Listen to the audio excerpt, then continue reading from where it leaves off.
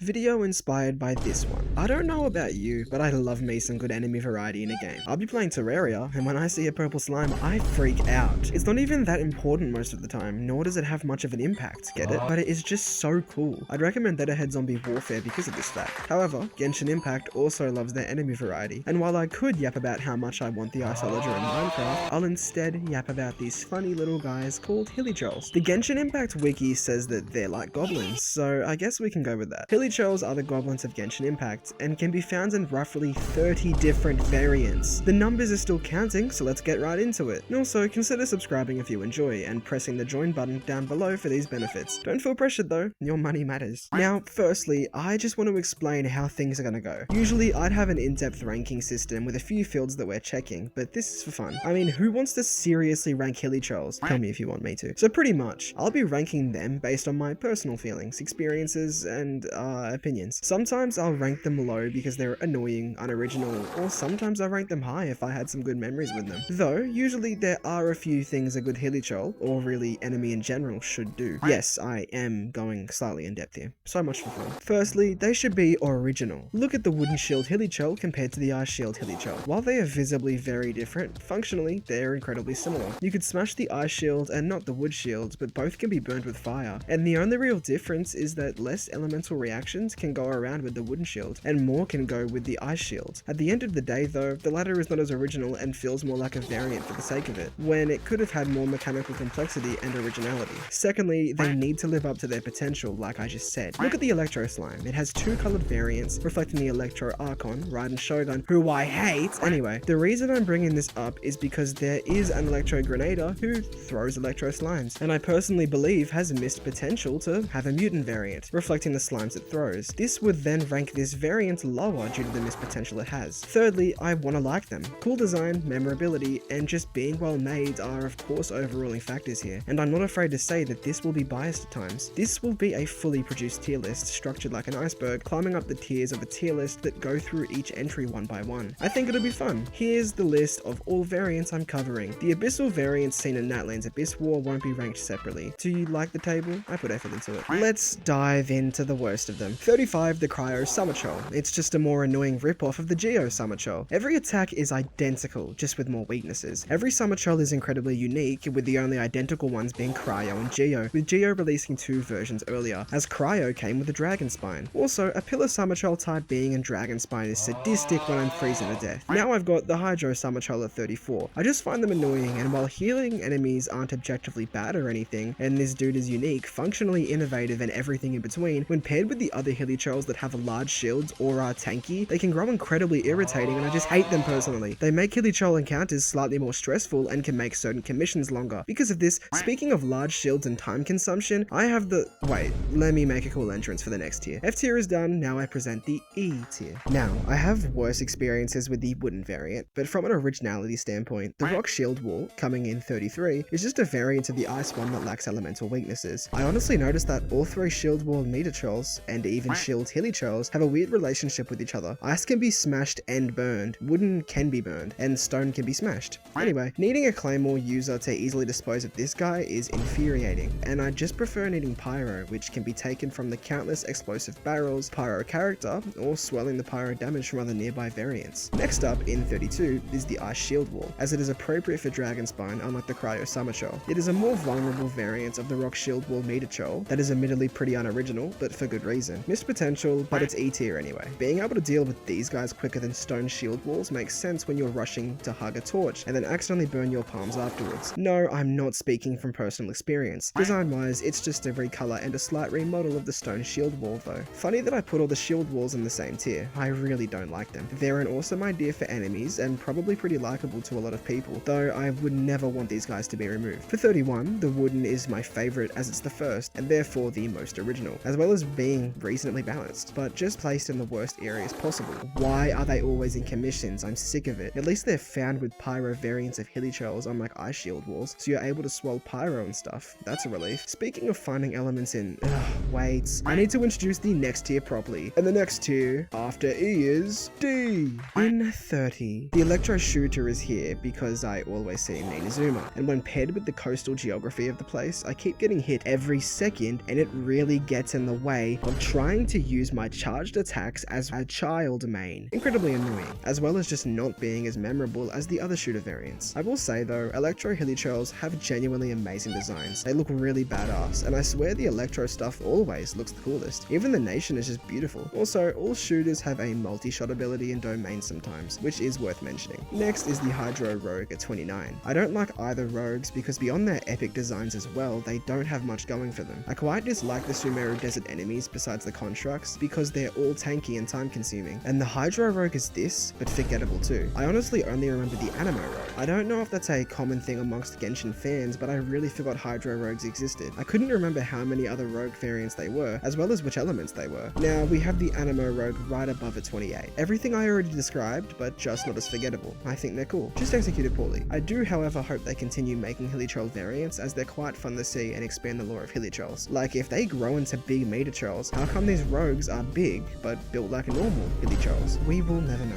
Maybe. I have no idea. The Ice Shield Hilichurl freezing down at 27 is just a little brother of the Ice Shield Wall meter troll. However, since the smaller ones have less things to set them apart, this guy is just kind of boring. However, he isn't outright annoying like the shield walls, and more just like a mediocre but somewhat cool variant. And I appreciate that they made icy versions of so many enemies just to sell the atmosphere of Dragonspine. Moving on, the Anemo Summerchurl, placed in at 26, is the most forgettable of the Summerchurls, excluding the Cryo one, but still one of the cooler ones to be honest. He summons tornadoes and even has an extra attack in certain domains, which I think is a cool little touch that expands on the guy. It's like a vacuum ability, so honestly a bit of a W. We're definitely getting better entries now. Speaking of the word now, we are now going to tier C. Yippee! The Pyro shooter, coming in at 25, is mediocre, and there isn't much to say. He's better than the Electro one, but worse than the others, so, yeah. Pyro is a cool element, but for Hilichurls, more or less just serves as a helpful way to deal with the more annoying enemies found with them, and as a damage amplifier. So, moving on. 24 is the Cryo Grenader. Grenaders are a very cool idea for a Hilichurl type, not only bringing variety to the enemy list, but also crossing over to enemy families, which I always found awesome and really helps to bring the world more to life, which is underrated. Who knew throwing slimes could be such a cool idea for an enemy? Me probably. This guy is the lowest of the Grenaders because in a hydraulic environment, he can easily freeze you, and it's a bummer. The Cryo Shooter is a worse example of this, but bias places him higher. Similarly enough, 23 is the Electro Grenader. Now, the reason he's lower is because, while better in most ways, he has a glaring problem. I mentioned it earlier, but he has missed the potential to have a mutant variant. Now, while you may think that there aren't any small mutant Electro slimes, so you couldn't do this, the Crackling Axe Meterchurl and Thunderhelm Lawachurl actually throw small ones, so, suck it. If two other Hilichurls can throw them, there is no reason not to add this in. I will say though, this theory is actually mentioned in his description. Maybe I'm onto something. Following this electric trend, the Electro Summerchurl is here at 22. He's a relatively unique, more difficult cousin of the other Summerchurls, serving as an Inazuma variant to make the nation feel more anomalous and hostile. He's also relatively unique, so I think bro is pretty sick. His attacks are reminiscent of other Electro attacks from the playable characters and things, which I find quite cool. Overall good, but he doesn't stick out to me or whatever. The Stonehide Lawachurl, coming in at 21, is the lowest of the Lawachurls, solely because of the element he's based on. Geo is the more boring of the elements, and he also has the weakest design. Pyro variants of the Lawachurl would be cool though. Anyway, he belongs in C tier as he's the boring step sibling, and the other two Lawachurls are way cooler and way higher. Wow, crazy. Finishing off C tier, an anticlimactic ending for the tier in 20 is the Wooden Shield Guard. He's the epitome of okay, which I think is befitting of C tier. Not too difficult, not super easy. He's just a variant that brings some fun to the game. Who doesn't love to give their melee enemy a little shield too? That's awesome. We love that. You know what else we love more than that? B tier. The Cryo shooter, all the way up at 19, is the shooter. Well, besides the normal one. Usually, when you think of a Hilichurl shooter, you think of bro. Of course, ignoring this, he's quite damn annoying. If you're near water at all, he will ruin your life with no remorse and can really slow you down sometimes. Kind of annoying, but iconic, and we all love him. Like the Creeper. At 18 is Musk, because how the f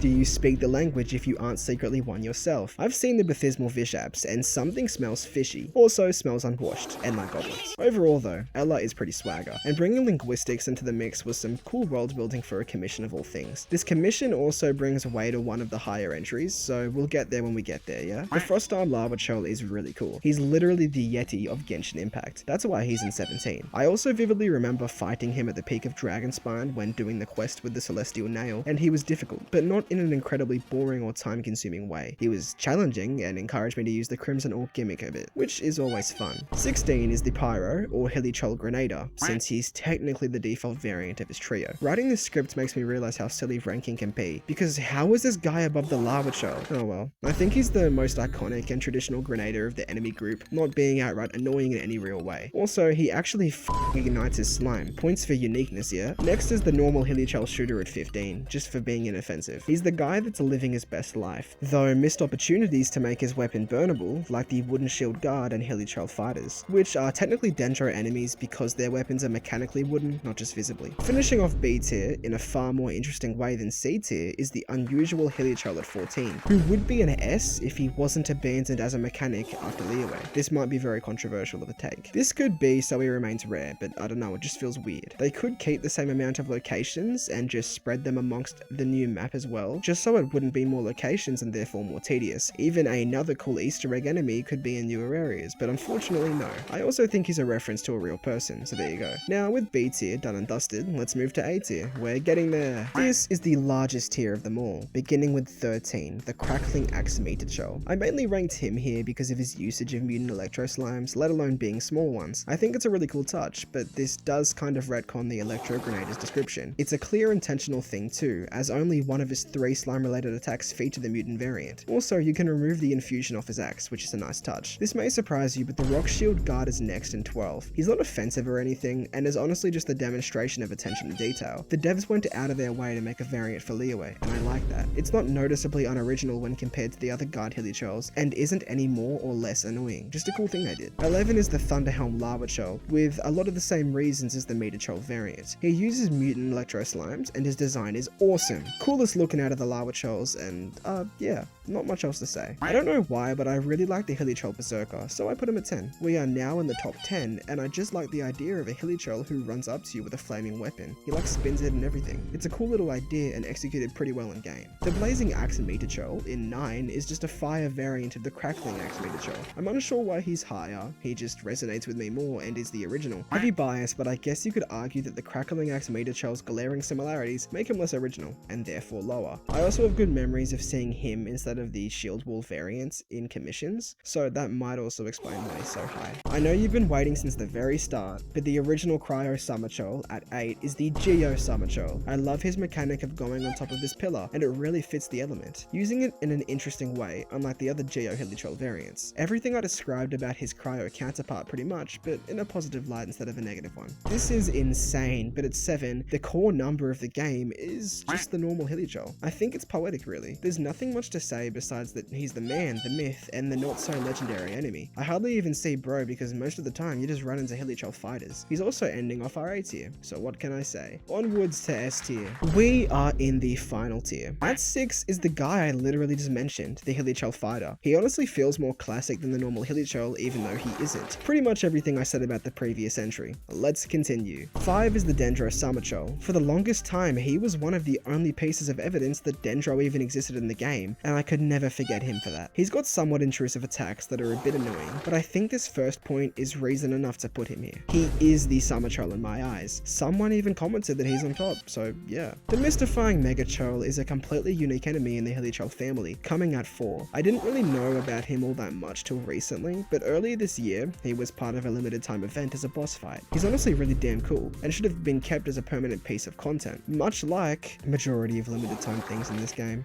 I hate fear of missing out. But anyway, he seems to be closest to a Summerchurl, but Megachurl is a term not seen with the other variants, so consider him kinda like a Lavachurl to a Meterchurl, fully separate but still similar to a different variant. Everyone knows the theory that Arlecchino is a Hilichurl. I could put characters like Dane and Kaya in this list, but it wouldn't be as funny. So here we are, and 3 is Arlecchino.